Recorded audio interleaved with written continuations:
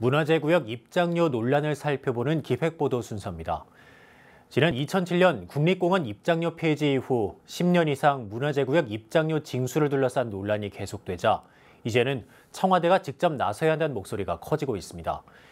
조계종과 정부가 조만간 문제 해결을 위해 나설 것으로 보이는 가운데 최근 우리 전통산사들이 세계문화유산에 등재되면서 문화경관의 중요성이 새롭게 부각되고 있습니다. 홍진호 기자가 보도합니다. 좀처럼 해결의 가닥을 찾지 못하고 있는 문화재구역 입장료 논란을 해결하기 위해서는 조계종과 문화재청, 국립공원관리공단 등이 해법 마련을 위해 머리를 맞대야 할 상황입니다.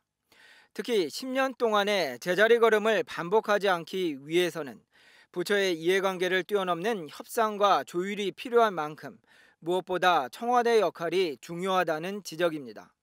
하지만 청와대와 정부가 국민청원에 의한 입장료 폐지에만 문제 해결에 초점을 맞춘다면 진정한 해결의 실마리를 찾기 어려울 것이란 관측이 지배적입니다.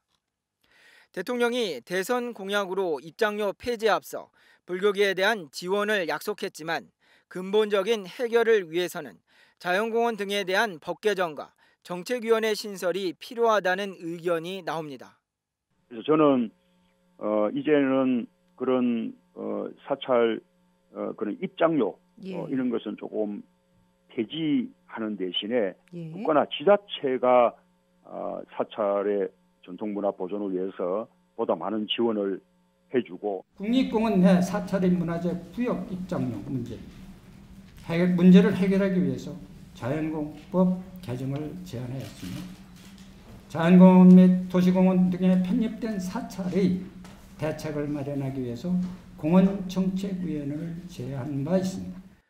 이와 함께 문화재구역 입장료 문제 해결을 위해 정부 부처를 개편해야 한다는 목소리도 나오고 있습니다.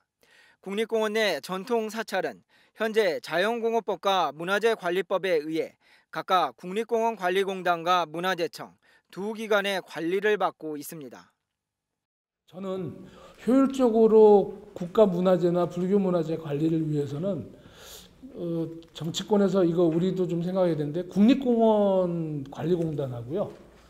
국립공원관리공단을 문화재청으로 좀 이관해야 되는 게 더 맞다라고 봅니다. 왜? 지금 외국에 보면 특히 이제 미국 같은 경우는 문화재 관리 부서가 없습니다. 국립공원관리공단이 문화재 관리를 합니다.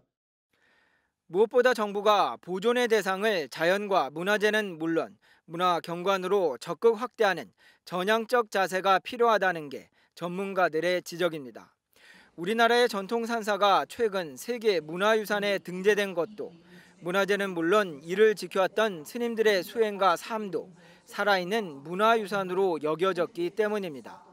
문화경관의 가장 근본적인 취지는 뭐냐면 자연도 중요하지만 그 자연에서 살아왔던 사람의 진화 형태가 더 중요한 겁니다. 문화경관 자체로도 세계유산이 되고 거기서 살아왔던 그 스님들의 생활 자체도 보존하는. 문화재구역 관람료 문제를 풀기 위한 조계종과 정부 간 대화는 우리나라의 자연과 문화재 그리고 문화경관까지도 어떻게 보존 유지할 것인가에 대한 보다 근본적인 논의로 이어져야 한다는 지적입니다. BBS 뉴스 홍진호입니다.